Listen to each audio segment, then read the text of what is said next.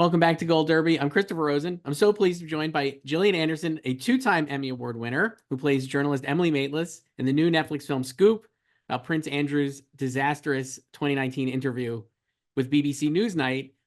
Gillian, this movie is fascinating. I absolutely loved it. I read that you were somewhat initially maybe reticent to play Emily in this film. And I guess what was it that convinced you to take this role and, play this part? Um, I like to do things that are scary on the one hand, but on the other hand, given her proximity to me and my life and the world here in the UK, it felt like it was almost too close to home. And then in Zooming with the director and writer, as I was explaining to them why I wouldn't be taking the role, they then explained to me why I needed to do it, needed to jump in with both feet. And yeah, it made sense. I kind of knew it. I was just, a bit daunting. Yeah, you mentioned how obviously Emily's such an incredible figure in the UK and stuff. I guess I think I read another interview you did that you listen, you're frequently listening to her podcast, obviously very familiar with her work. So I guess how did that once you decided you were going to take the leap, I guess how did that familiarity help you in terms of prepping to play her versus how you would actually maybe want to approach it and add your own, stamp to the role, I guess. You know what I mean? Trying to split that difference, I guess. How did you Yeah, approach that? I mean, I guess yes. I think I have learned that it's always good to kind of split the difference a little bit, to keep a little bit of myself in there, to not try and be so obsessed with doing it perfectly, everything perfectly, that therein lies a bit of freedom and spontaneity in a way.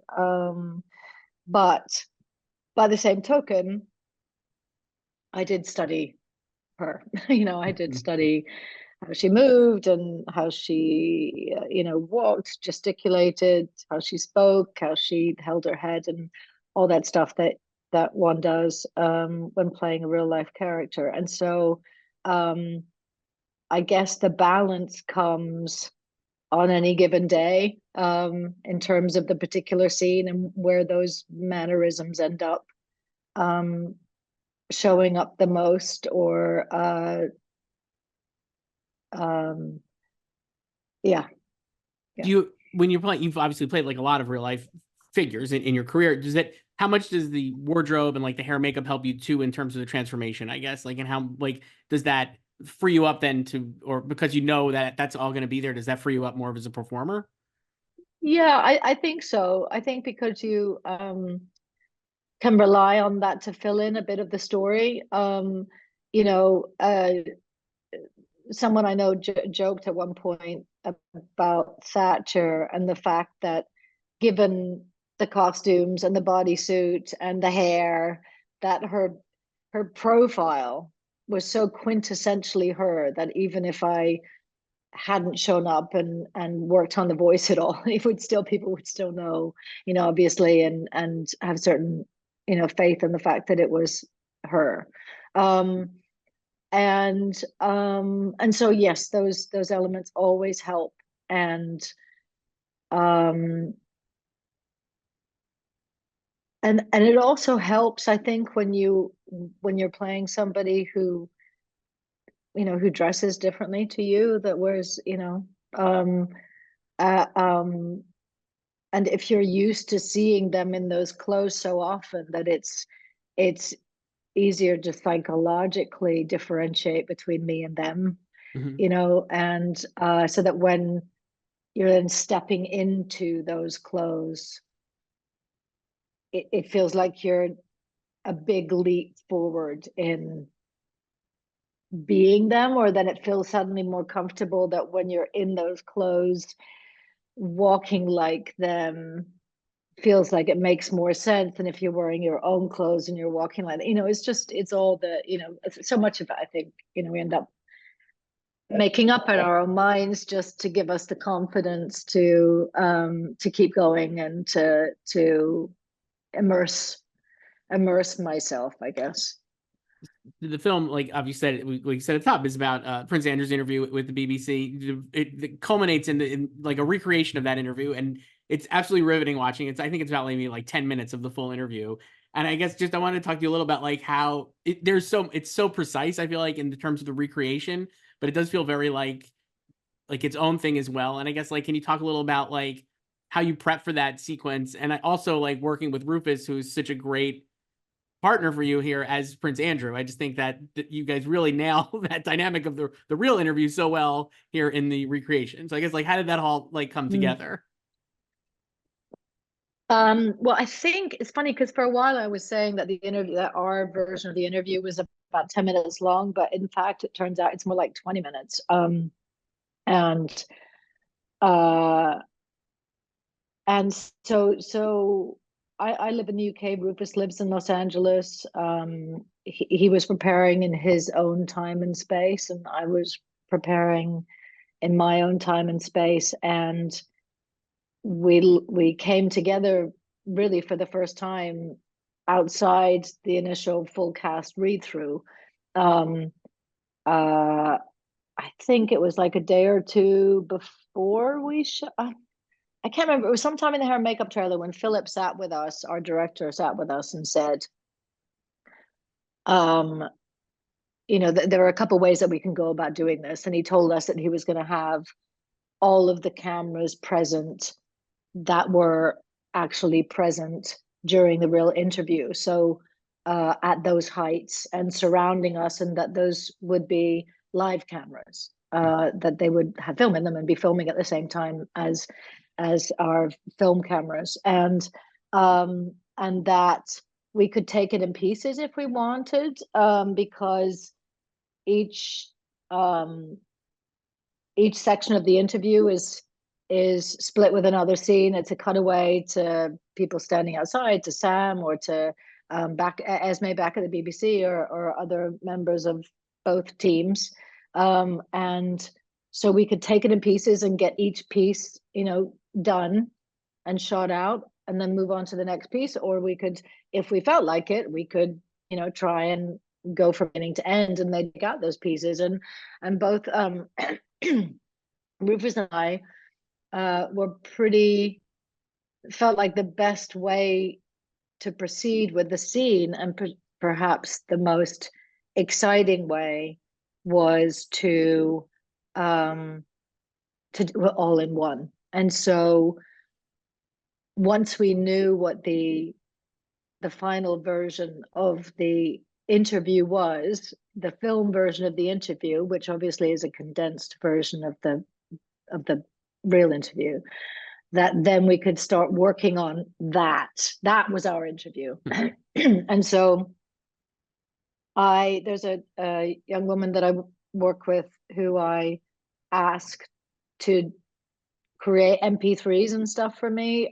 So I'd asked her to go through the real interview, and I sent her the script so she knew what our interview was going to be, and she removed the questions and answers that were in our interview, and she condensed them into our interview, and she did the same visually. And then I also asked her to so she did it visually and audially.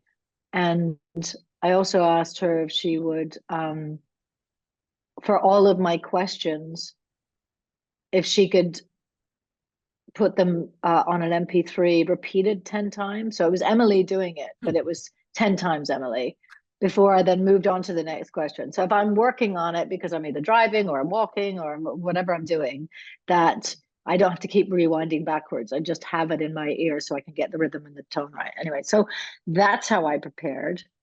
And it sounds like Rufus prepared similarly, whatever, technique he used to doing it. But we both showed up on the day on a set that we'd never seen before, which was a perfect recreation of the South Drawing Room at Buckingham Palace. And we both gasped, and then Philip said, "Do you want to give it a go?" And so we sat in our chairs and were mic'd up as our both with our marks, and as the characters would be mic'd up, and made sure that our legs were crossed in the right position, and I had my book and my bic and all that kind of stuff. And then, and then we went for it, and we got to the end, and it was kind of amazing. It felt like like a piece of theater. It felt like it felt incredibly exhilarating and tense, and it felt like I was hearing the stuff for the first time, which I was, from Rufus, but at the same time I knew what was coming next. It was a very curious situation, but anyway, it was a joy to have the opportunity to do it in that way. And thank God, I had Rufus on the other side to play with, and he was, as he was extraordinary, and being able to, what I wanted, how I wanted to react to him was, in reacting to his perfection as Prince Andrew and the role, and go, oh my God, you're perfect, you're doing such a great, and to just everything, mannerisms, and where he looked on the ceiling, and his pauses and everything. That was part of me that was like, that's perfect. Yeah, But it is incredible, and like you said, like it does. Maybe it's not 10 minutes, but it's so riveting. It feels like it's just like you're just like wrapped mm, watching it. You know what I mean? It's like it doesn't feel like any time is mm, passing at all when you're watching the movie, because it's so mm. good. You mentioned there, like, Sam McAllister's in the room there, played by Billie Piper in this film. I know Sam was at least on. I think she was involved. Obviously, I know she talked to Billie a lot, and I know she was, I think, an EP on this. But did she did you talk to her at all about Emily in that regard, or not really? Or like, how was what was your interaction? I met her at the read through, was when we first met, and then I saw her on set a few times after that. But the only time that I spoke to her was after the read through. And I understand that there's been some complexity to their relationship in the past, and I don't know Sam personally at all. And I wanted to make sure I didn't want to hear anything that was going to influence my playing of her in any way. Not that she would have shared that stuff, but it was important to me that I start with a clean slate. And I spoke to other people who had worked with her at Newsnight, her peers, etc. And everybody was incredibly admiring of, and complimentary about Emily, and spoke about what a hard worker she is, and etc. And so we yeah, I Sam was there, and I know that she was incredibly helpful to Billie, and would have been to me. I mean, she was incredibly open about all of it. And yeah. Yeah, no, that's great. I mean, like, I guess what did I get, having done this now and like gone through and recreated the interview and all these things, like, did you get a different perspective perhaps on this interview, that like obviously such a tremendously widely seen interview in its own right, now here in this film? I guess, like, did it change, or did it give you a new perspective or a different kind of thought process on how it went down and anything about it?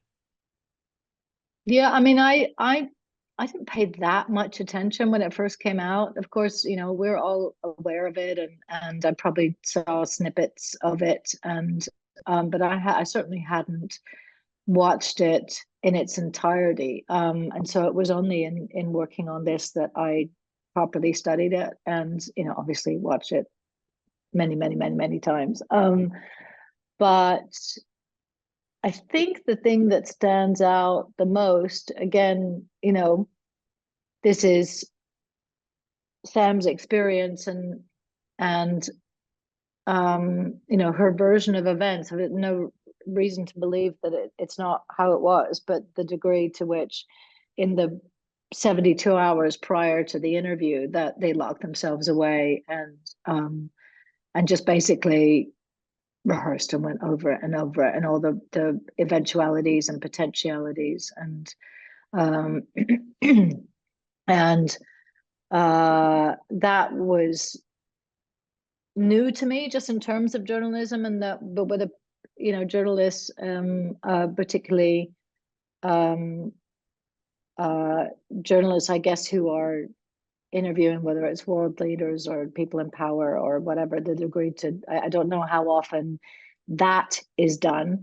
Obviously, it's a testament to, you know, the degree to how important an interview it was for the BBC, and the degree to which they wanted to make sure that they didn't end up, you know, scaring him away by moving too fast or asking too many touchy questions too soon, or, you know, and Emily does, she starts out very calm, you know, she starts out soft spoken, and, you know, she's a feisty interviewer. She doesn't always start that slow and measured and calm when she's talking to her subjects. So it was, you know, it's fascinating to watch what one can only imagine is, you know, technique, you know, a master class in how to interview a potentially not difficult subject, but, you know, it was certainly for the BBC over here, having that opportunity was so rare. And one, the fact that both the BBC, you know, knowing what we now know, the fact that both the BBC and the royal family let it be aired also is an indication of the degree to which she needed to be careful in the process. Yeah. Yeah, I mean, I think it's like you said. I think it's the interview is fascinating. The movie, I think, is really incredible, and I think it could be used to show people. Like, I think the word it's like a good like lesson for people aspiring journalists on how to approach an interview, like you said, with like a difficult or challenging subject. I think it's just great, and I think you do Yeah. an amazing job. Yeah, it's really good. Gillian Anderson, we have to wrap up there, but thank you so much. The movie is Scoop. You can watch it now on Netflix. Thank you. Thank you so much.